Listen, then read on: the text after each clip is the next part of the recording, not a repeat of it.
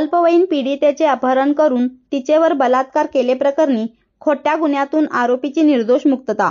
Advocate रियाज बांदार.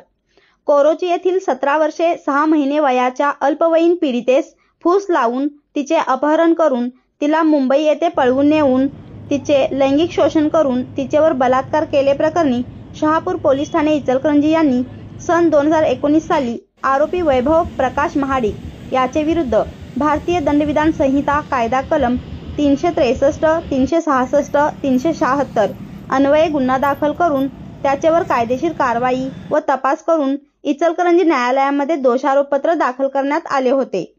सदरकामी सुनावणी होऊन सरकार पक्षातर्फे पीडिता, तिचे वडील व बहीण तसेच इतर साक्षीदार यांची साक्ष नोंदविण्यात आली. सुनावणी दरम्यान साक्षीदार हे सरकारी पक्षात सहकार्य करत नसल्याने तसेच साक्षीदारांच्या जाबजबाबात विसंगती आढळल्याने माननीय जिल्हा व सत्र न्यायालय इचलकरंजी यांनी सबळ पुराव्याअभावी आरोपीची निर्दोष मुक्तता केली.